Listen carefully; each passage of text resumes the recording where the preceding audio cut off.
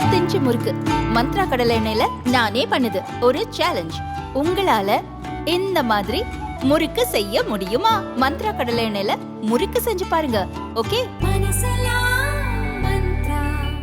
திருவாரூர் மாவட்டம் மன்னார்குடி அருகே இடிந்து விழும் நிலையில் இருக்கும் நரிக்குறவர்களின் தொகுப்பு வீடுகளை கட்டித்தரக் கோரி அப்பகுதி மக்கள் கண்டன ஆர்ப்பாட்டத்தில் ஈடுபட்ட சம்பவம் பரபரப்பை ஏற்படுத்தியுள்ளது.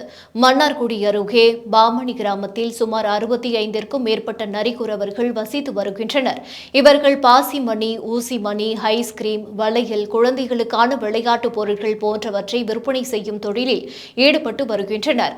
இவர்களுக்கு மத்திய மாநில அரசுகள் இணைந்து 27 ஆண்டுகளுக்கு முன்பு இந்திரா காந்தி நினைவு குடியிருப்பு திட்டத்தின் கீழ் 42 குடும்பங்களுக்கு தொகுப்பு வீடுகள் கட்டி கொடுக்கப்பட்டன.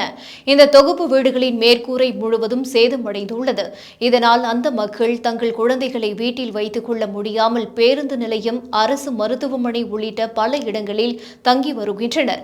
இந்த வீடுகள் சேதமடைந்தது குறித்து மாவட்ட ஆட்சியர் உள்ளிட்ட அதிகாரிகளுக்கு பல முறை மனு கொடுக்கப்பட்டதாகவும் அந்த மனுக்கள் மீது இதுவரை எந்த நடவடிக்கையும் எடுக்கவில்லை என்றும் கூறப்படுகிறது. இதுகுறித்து அந்த மக்கள் கூறுகையில், இந்த வீடுகளை கட்டி கொடுத்து 27 ஆண்டுகளுக்கு மேலாகிவிட்டது. இப்போது பெய்து வரும் கனமழை காரணமாக வீடுகளின் மேற்கூரை முழுவதும் சேதமடைந்து விழுந்து கொண்டிருக்கிறது. இதனால் குழந்தைகள், முதியவர்களை வைத்துக் கொண்டு மிகுந்த சிரமத்திற்கு ஆளாகி வருகிறோம். இரவு நேரங்களில் வீட்டிற்குள் தூங்கும் போது வீட்டின் மேற்கூரை பெயர்ந்து மேலே விழுகிறது. இதனால் மொத்தமாக இடிந்து விடுமோ என்ற பயத்தில் கோவில் உள்ளிட்ட பொது இடங்களில் தங்கி வருகிறோம் என்று தெரிவித்தனர்.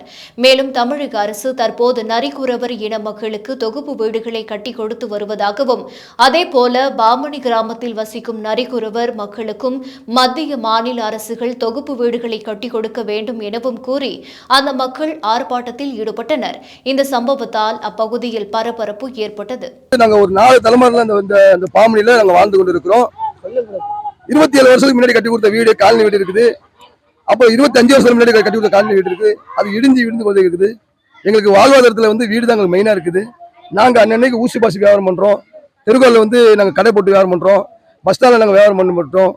ஆனால் வீடு பார்த்தீங்கன்னா ஒரு வீட்டில் 2 குடும்பங்கள் 3 குடும்பங்கள் இருக்குது. எங்களுடைய அரசாங்கத்தோட எங்களுக்கு ஒரே ஒரு கேள்வி, கோரிக்கோள், எங்களுக்கு வீடு வேணும். எங்களுக்கு வாழ்வாதார வீடு வேணும். எங்களுக்கு நாங்கள் அநேக இடத்துல மனு கொடுத்துருக்குறோம். கலெக்டரை பார்த்து மனு கொடுத்துருக்குறோம். தரம் சொல்லியிருக்காங்க. அமைச்சரை பார்த்து கொடுத்துருக்குறோம். பார்த்து தரோம்ப்பா. அண்ணா அநேக அதிகாரிகளையும் பார்க்குறோம்.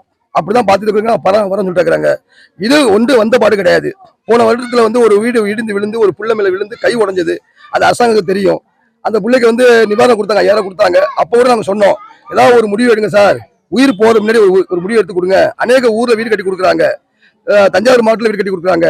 இந்த திருமேரி இதே மன்னாடி தாலுக்கா தான், அங்க 39 வீடு கட்டி கொடுக்குறாங்க. ஆனா அந்த பாமணிக்கு ஒரு மோட்சம் வரலங்க ஐயா.